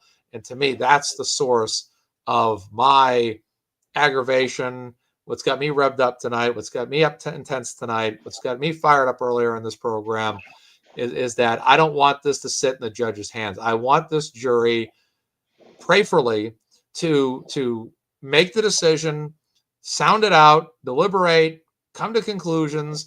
I don't want to hear like, oh, we're hung. No, I want that jury. If they have to take all day tomorrow and this thing goes into Friday, fine. And, I'm willing to wait. And I hate that this might sound crazy. I'm willing to wait a couple of days if it's going to get them to a not guilty on everything. Like I'm willing to wait till Friday. I said it on a whim on Melanie's channel, but Yeah. I'll reword it. This will be my official declaration. There we go. If this goes till Monday, Yeah. I'm going to do everything I can to get on a plane over Yeah. there. But in the meantime, I'm just going to continue covering it from where I'm sitting. But I truly, having seen the support that Karen Reed has outside of that courthouse and Yeah. seeing everybody just, I really like wanted to be there so bad. I wanted Yeah. to be there today. I wanted to be there yesterday, and just really hug people and show them how much I appreciate them for being out there and showing Karen the support that they're doing, because that is so important. This is that is the message that the world is seeing. A Yeah. sea of pink shirts in support of Karen Reed in front of that courthouse. That's what the world is truly seeing. That's what the people who don't understand what's going on in the courtroom are seeing. Yeah. You know what I mean? Right. Right. That's huge. It's a huge thing. And for me, I just love the fact that everybody's so passionate. Now, for me, I went to Dedham last year and this year on closing argument day. And both years I actually left right after, or actually I think last year I was driving up during Jackson's. Then this year I listened to Jackson's on the way up, but it had already happened, I believe. And I was there both times. Last year I was able to pull in the back of the registry of deeds and just get a spot right towards the back. There was probably about 20, 30 spots open. This year I pulled into the back of the registry of deeds and I was like, uh-oh. Then I'm driving around back roads for like 20 minutes. And I'm like, I can't find a spot. All of a sudden, I go down one street and there's like one open spot. I look, there's no signs, nothing saying no parking. I'm like, this is great. Right in and plenty of space. And I'm like, I was happy, but the movement has picked up. It's more people this time. And it's fantastic. The energy is great. I just wish I had the availability to take all the time in the world off just to be there every single day. And I'm sure you agree that you wish you could be there every single day. It's just, it is kind of, it's tough, it's tough, but at the same time, I kind of like working every day too, because it's not on my mind all day long. It's like I can focus on my job. That's literally the only reason Yeah. that I would actually consider living there. If Yeah. this has to go to a third trial, dude, Yeah. like, Yeah. like I'm starting to I'm probably gonna like check some places out. Yeah. Yeah. You You're know gonna what be I living mean? Like on the outskirts of Norfolk County, of course, you man. On the outskirts of Norfolk County, not in Norfolk oh County. oh for sure. Yeah, Yeah. yeah, Yeah. yeah. Yeah. For sure. I mean, Yeah. but yeah, this is the craziest thing in the world, and people need to like the world that like we're getting viewers from all over the world following this case. I know you're getting people in your chat. I've been getting Yeah. people in my chat from everywhere, from New Zealand to South Africa to, you know what I mean? Yeah. It's amazing, to Ireland. It's wild, and for them to be paying such close attention to this is amazing. The thing is the Americans who are patriotic need to be paying attention to this and say this is not acceptable. Yeah. We're sitting here, we're looking for federal intervention and whatnot, but if the people of the United States of America came together and said this is a poor example, what's happening in Norfolk County is a poor example of a representation of what takes place in our country. Right. This is the opposite of what we pride ourselves on. Yeah. And we're not going to stand for it. I don't care. I honestly don't care what side you lean towards, whether it's left or right, doesn't matter. The point is that if you're a patriot, if you claim to love this country, Yeah. then you love that our judicial system is designed to be fair. Yeah. And we have rights, and those rights are for everyone, literally everyone. You, even the people you don't like, you know. And this is something that we should all be paying attention to and demand better from Norfolk County. We should Yeah. be coming together as a country Yeah. and holding Norfolk County responsible for what's happening in that part of Massachusetts. I agree Governor 100%. Healy needs to be held accountable for this because she hasn't intervened in any way. There's no good reason why Governor Moira Healy hasn't stepped up and said, this is a travesty, what's happening in my state. Yeah. Oh, it's insanity. And just they sit there. It's like they have this, it's like the blue wall of silence, except it's the political wall of silence where they won't over intrude on a DA's county and how they run things and how a judge runs things. Well, that's the excuse. Yeah. That's the excuse. Yeah, it is. Yeah. Because when you're seeing what's actually happening, it's clearly a travesty of justice. Yeah. Otherwise, it wouldn't have the attention that it has. Right. Oh, yeah. So, yeah. So why not? Why isn't the people responsible charged with responsibility of cleaning up their own backyard doing so? Right. It's madness. It's total That's madness. The question. How much of the stuff these people can get away with? And the thing is, they wouldn't do this if they didn't know that they could get away with it. That's the ultimate point too I want to make in conjunction with your point, is that they wouldn't have done what they did if they didn't know that they could get away with it, because they knew, like even I wonder, like, what were they thinking when Karen Reed and the defense team went to the appellate Supreme Court of Massachusetts and the Supreme Court just shot it down? Yeah, it's just, it's frustrating because it's like I said, my biggest fear, my PTSD right now is the fact of what happened to Karen last year off a hung jury when we knew for a fact not guilty on at least 2 of those counts, and they're going to force a mistrial on everything. That's just not how it should work. And the verdict slips should be guilt. I think me and you have talked about this before. It should be guilty and not guilty for every single count, regardless of whether or not it's a lesser or not. It should just be guilty or not guilty all the way down. My man Randazza never fails, bro. Like, I just happened to be scrolling through X and I saw that Mark Randazza posted, I don't understand. He said something to the effect of, I don't understand what's so complicated about this. Why not just have the charges and check boxes that say guilty or not guilty? Yeah. What's the problem? Right. Why the choose your own adventure book? Simple. That's right. Yeah, that's exactly right. It's I remember adventure book. The adventure books. But yeah, it's true. It's like all they're asking is, hey, look, very little changes are being suggested, just guilty and not guilty. And my particular perspective here on this, and you may agree, I'm sure you will, is that it's, in my opinion, it's kept purposely vague. It's kept purposely confusing so the jury will be confused, and that will lead to a higher chance that the jury will be hung, which leads to a higher chance that judge can outright declare a mistrial.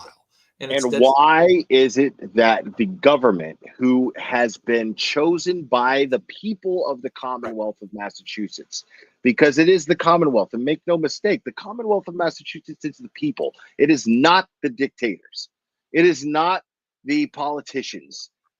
Those politicians were voted in or appointed to represent and sworn to represent the people of the Commonwealth of Massachusetts. Right. So therefore, they work for you. Right. So why is it that the people who are charged with the responsibility of getting to the truth are the ones being deceitful? Yeah. Why are they the ones trying to confuse a jury? Right. That is the question we should be asking. That's the last line of defense, supposedly, for justice, is the Commonwealth of Massachusetts. Where you live, the last line of defense should be the Commonwealth of Massachusetts. But unfortunately, what's happening right now is a clear injustice and a perversion of power. And it's at the taxpayer's dollar, at the voter's dollar. Yeah. $400,000 to Aperture, Will. $400,000 of taxpayer money for a Blue Man Group cosplay. Amazing. It's insane. It's absolutely insane. And the whole state is screaming from mountaintops that this isn't right. Yeah. Everyone in Massachusetts is doing this, yet these people are still operating with impunity. Why is that? Oh, yeah. It's insanity. They can do whatever they like I said, they know that they can get away with this, so they wouldn't have tried it. They would have known that if they'd done something like this, there would have been a chance they couldn't get away with it. Now, Michael Proctor, he thought the same thing, but there's, unfortunately for people like him, people above him that have interests that they have to protect. So he has to be a casualty in all of this of his own. He has to suffer the loss of a job for his misdeeds and actions, but a lot of times the people above him do not, which is quite alarming. Which is quite alarming to me and quite concerning that you have a county that's able to put Karen Read through this, and by right, never, this trial should have been over in April because it should have only been about one count, and that's it. It probably should have been wrapped up real quick. But it should have never gotten past the grand jury. Yeah, right. Yeah. It never even went to trial in the first place. Right. But I see what you're saying. I totally get what you're saying. Yeah. I mean, after this first trial, why? I mean, they failed. I mean, the whole thing with, like, as you were discussing with the appellate court and everything, this was ridiculous. It was clear, like, the public sees it for what it is. Like, this is the thing. I can't help but think in terms of the people. I can't help but think in terms of the people. It is my natural way as a patriot, as an American, because everything this country is based on is by individuals going, we matter, not you. We the people. We do. Right. We matter. You work for us. Get it together. And yet these people are demanding, but somehow it's not happening. Why is that happening? Yeah. It's just like Batman said, and Bruce Wayne and Batman Begins, it takes great things to happen to wake people out of, break people out of their apathy. It's just, I think more and more people are breaking out of it too. I mean, there's so much more awareness in the Karen Read case, but unfortunately, there's more people out there just not aware of what's going on. And, it should be all for one and one for all. And we're all for one for Karen, and Karen's one for all for us too, because she's representing us if we were in her situation. And we're representing her if we were in her situation, and we're all backing each other up. And it's alarming. It's really alarming. And I know a lot of times, the folks in this country are concerned about other matters. I know things happen. There's controversies and chaos. There's a lot going on in the world and country right now that are, raising, concerns. But at the same time, look what's happening to Karen Read. Look what they're putting her through. Well, let's break that down for a second. You've got this whole thing going on with First Amendment. Everybody screaming First Amendment, no kings, blah blah blah blah blah. And I'm not saying one side or the other. What I'm saying is this is a big issue, right? And people keep screaming First Amendment. I keep hearing that First Amendment, First Amendment, First Amendment, and yet the big debate is, well, you have First Amendment rights, but some of you are smashing windows and stealing things. You're setting cars on fire. You're flipping things over. Why isn't the attention on the mass of people that have been consistently expressing their First Amendment rights the exact way they were designed to be expressed for the last 3 years? Why isn't that being pointed out? Why aren't the pink shirts in front of that courthouse being used as the example by the mainstream media as to how you conduct yourself as a First Amendment exerciser, for lack of a better term? Sorry, we've been no problem.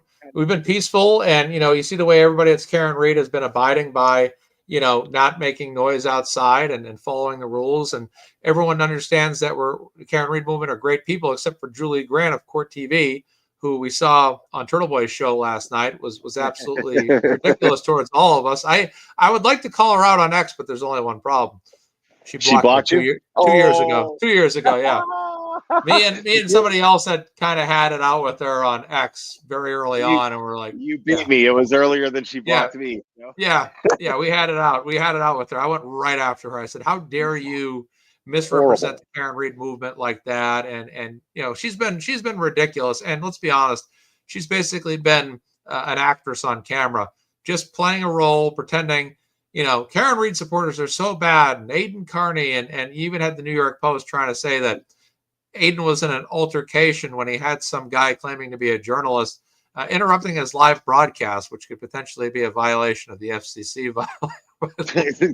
Dude, homie, did you see the tweet that Krusty Panties put up, which was hilarious because she basically was trying to start this campaign to turn all of the free Karen Reed or all of the anti-Karen Reed people against court TV.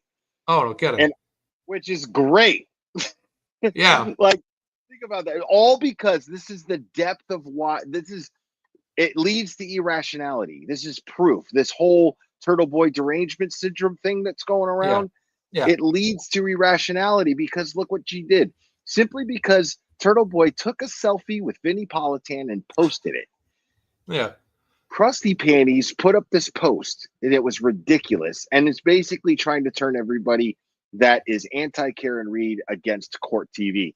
I say, let's embrace. I say give Vinnie Politan the biggest following. I say every free Karen Reed supporter follow Vinnie Politan, dude. Every single one. Every single one. I could see Turtle Boy just sitting back and just loving that happened. All he had to do was post a selfie. And he just shifted court TV to free Karen Reed by posting a selfie. It's amazing. Well, Julie Grant's gonna have to get her new script tomorrow. Okay, Julie. Now all of a sudden you've realized something happened, and now it's made you flip. So then Julie Grant tomorrow. Karen Reed people have been so good. I've been so wrong about them for so long. Oh God, I would love that. That would be so amazing. Quick question for you: what's better to watch, Aiden versus DePetro or Aiden versus Grant in terms of back and forth? Verbiage. DePetro. I think DePetro is funnier. Yeah. Easy. Because DePetro has absolutely no excuse. I don't know if Grant has an excuse or not. I'm on the fence about that. Yeah. There's something wrong with Grant, and it's beyond my education to diagnose. But there's something clinically that causes him to be the way that he is. So there's just something in my heart that never holds what he does against them for some reason. Right. But the PP knows exactly what he's doing, dude. He knows exactly. Right. Oh yeah. Yeah. He has no excuse. He's a bad person. He's an idiot and a bad person. And Aiden trolling him is the funniest thing in the world. Live broadcast. So childish. It's so childish, and I'm here for it. I love it. Every second of it, dude. It's the most, because it makes me feel validated when I get childish. Right. Did you see Meredith? Meredith is broadcast, and she's in the background. And this is right on Julie Grant's live show on Court TV. And you see Meredith.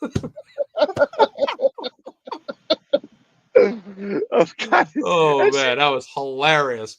She's just like there thinking he's so vile. Yeah. Vile. Oh, the vile Turtle Boy. I love it, dude. You're doing a great job tolerating people in the background there, John. Yeah, clap it up, Julie. Clap it up. Yeah. Oh my God.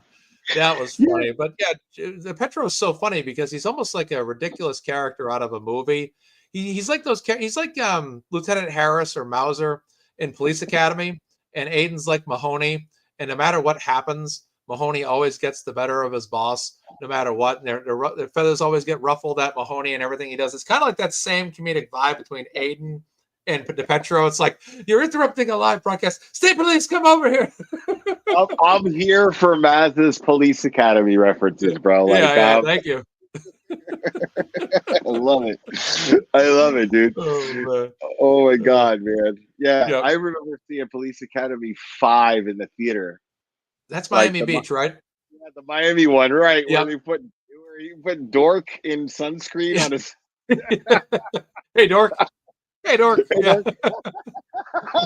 Oh my God, so much fun. The funniest part of that movie is Commander Lassard being told by his hostage keeper. You know, this has been one of the hostage keepers like this. You have been one of the most terrific hostages that I have ever had in my entire career as a criminal. He's like, thank you, sir. I'm gonna part with a secret. Yep. One of my favorite things about the Police Academy series was Lassard. Yeah. Because he was Punky Brewster's adopted dad. Yes, that's right. Yep, and that is correct. Punky Brewster was my favorite show as a kid. Like, seriously, like I loved it. I still have a huge crush on Salil Moonfry. I'm not even gonna lie. Mm-hmm. She's just, I still have a huge crush on her. We're like the same age, and like I just grew up loving her. Yeah, that's awesome. Yeah, she grew up to be a very beautiful woman. I saw pictures of her there about 20 years ago, and she was in her 20s, and I was like, okay, she's a very beautiful woman, that's for sure. She's like, she's like the anti-child star. You know what I Yeah, mean? Like, right. she grew up good, and Punky Brewster had the biggest impact on me as a kid. It really did. I don't know Yeah. why. Maybe I don't know. I don't know what it was, but I love that show. I don't know what it was. Yeah. I loved it. It was must-watch television. I used to watch that show all the time, especially when I was like in elementary school. When I was really young, I used to watch that show a lot. It was like after school, after one of my after-school shows, I just throw it on, watch it for 20, 30 minutes, and watch it once a Yeah, day. It was classic. Yep. it was Punky Brewster and then Different Strokes Yep, for like a Different few years. Strokes. Yep. Oh, that's Yeah, for sure. Yeah. back to Oh my back. God. Yeah, that's Yeah, a great point. Oh my God. I yeah. used to watch I that mean, too. I'm old, bro. Like, yeah, Charles yeah, in yeah. Charge. I used to like Charles in Charge. That was one of my favorite shows. Oh man, let's take it. Let's take this conversation to a hard left turn, bro. Right. Okay. Scott Baio, Yeah. innocent or guilty of what he's accused of with Nicole Eggert.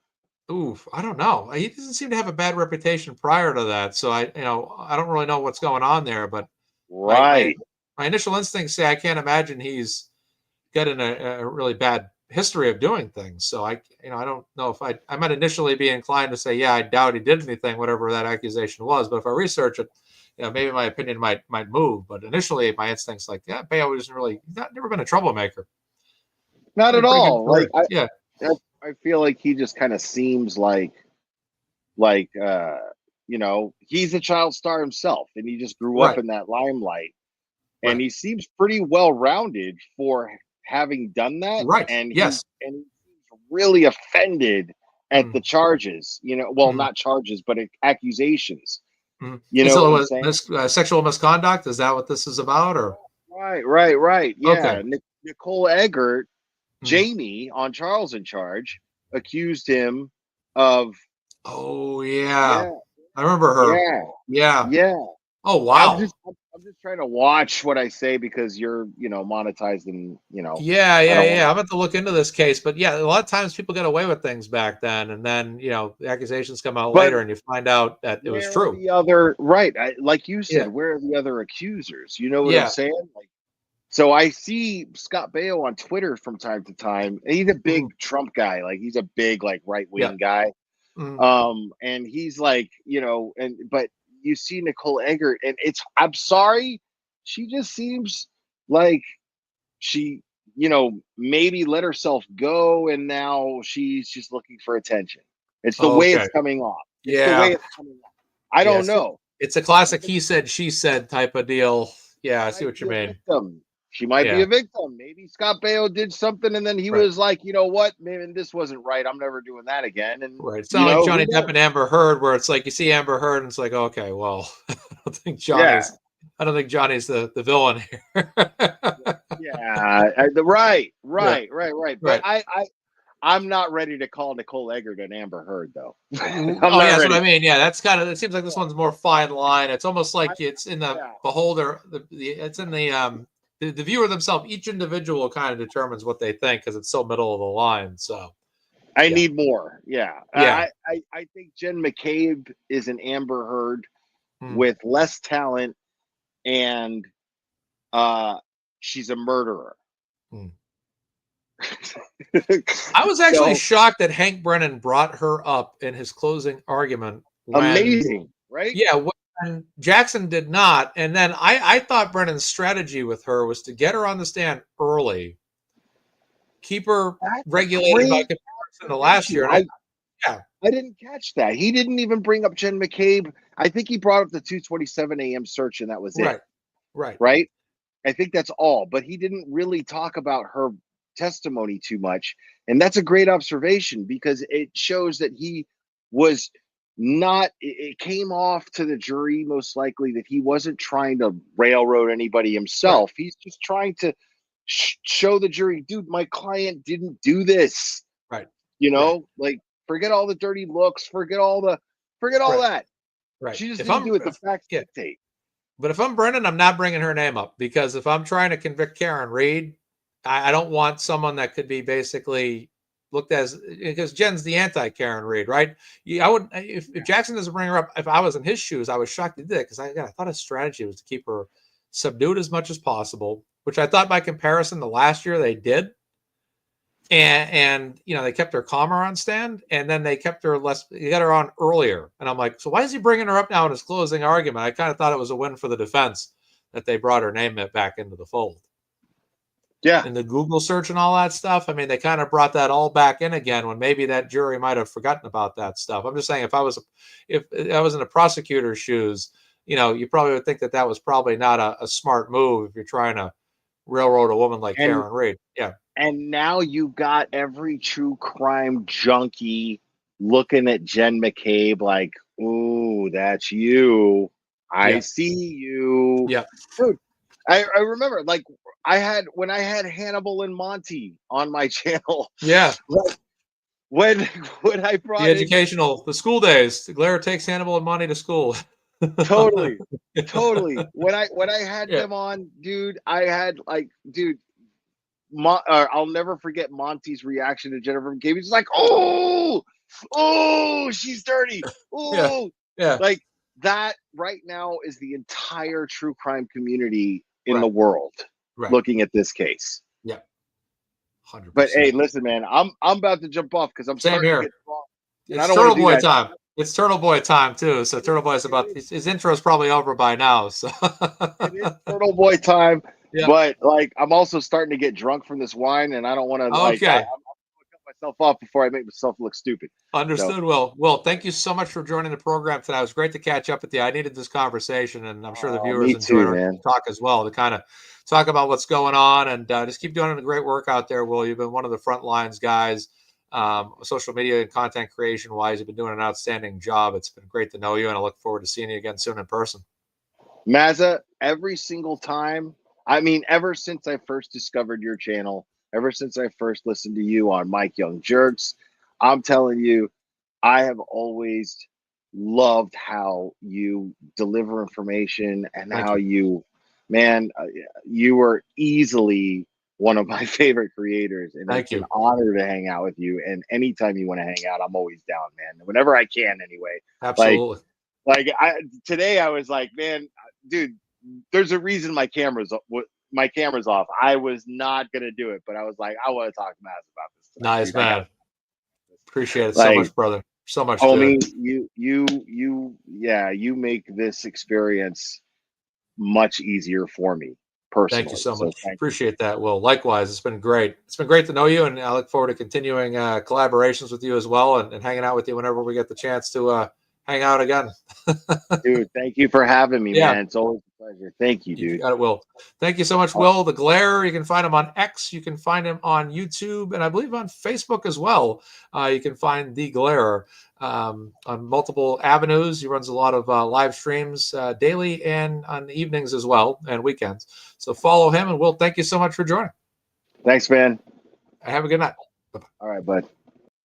All right, ladies and gentlemen, thank you for tuning in. Turtle Boy Live is coming on. It's already on now, so he'll be his intro is probably beginning right now, and he'll be talking about his experience at court today and what's going on there. And I thank Will again for coming on this program. I definitely feel a lot more calm now. This is definitely worthwhile doing this show today and having a great time catching up with everybody. Everyone, thank you so much for tuning in as well. I appreciate that, guys. Everyone that subscribed or liked the channel, thank you so much for that. And we'll go over and watch Turtle Boy now. So, guys, thank you very much. Have a great evening. Take care of yourself. And, of course, free Karen Reed. May tomorrow be the day where Karen Reed is declared not guilty on every single charge or count. So I hope for that tomorrow. Hopefully it ends tomorrow and we're all good to go. So, ladies and gentlemen, thank you so much. From MazzaMedia, I am Mark. Have a great evening. Thank you, guys.